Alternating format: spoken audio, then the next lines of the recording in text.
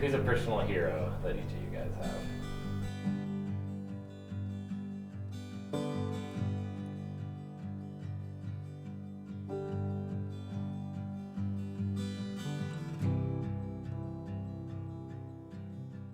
Well, I think we could probably both always, it was definitely my dad. For sure. I mean, just no two ifs, ands, or buts about it. Always my dad. I think that,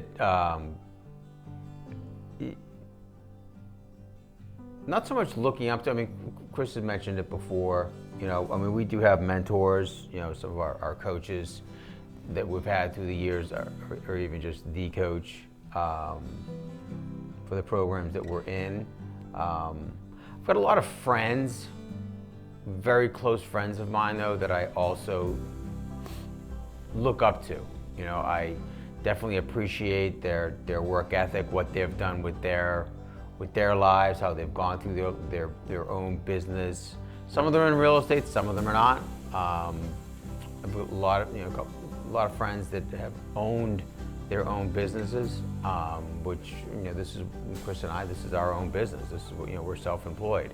So to really be able to interact and have relationships with those types of people, I think, has been great. I mean, it's not just one person, not always necessarily in a mentor, but just a tremendous amount of respect for some of the job, you know, what they do. What, like, sounds like there's a lot of people that have, like, influenced you, Joe. But what makes your dad stand out as, like, the number one choice for both of you as your hero? Well, my dad was always, he was always, you know, very matter of fact, to the point, kept you in line. It wasn't really, you know, it wasn't a wishy-washy. You know, it was, you know, set your goals, have your goals, and really kind of just give you an idea of what to expect as you move forward in life, you know. I remember the first time that I was buying my first property, and he was like, you know, a little debt isn't a bad thing. You know, it's always good to have a little bit of debt, because that's what you're working for, you know. And ironically enough, last year, I can attest to a fact of looking back at that and thinking to myself, yeah, like all of a sudden you don't have any mortgages, and you're like, okay, now what do I do? You know, like, you know, yeah, you go to work and you're like, you know, for fun and stuff, but it's like, you know, you don't have those things that, like, oh man, I gotta make sure I get a closing because I've got a mortgage payment to do or something like that. Not that I'm in that particular moment, but I mean, some people, their mortgage payment is the biggest payment they have, you know, every single month. Now all of a sudden you don't have those, and it's like, like, you know, we talk about having a weight off of someone's shoulders when they finally get a buyer, or a buyer's, you know, jubilation of finally getting a property under contract, and then you're like, yeah, you're really happy about not having a mortgage, but it's like, there's not, the drive all of a sudden kind of goes away. I guess if you don't have one, you don't really might not necessarily understand that, but yeah, I mean, that was my dad.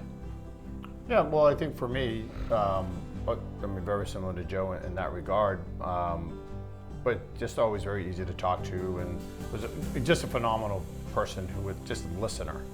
That when I first got into the industry, I'd share with him all the things that I was doing within the industry and the coaching program that I was in and what they were teaching and training us. And, you know, with his level of success in his business, he was very familiar with a lot of these teachings.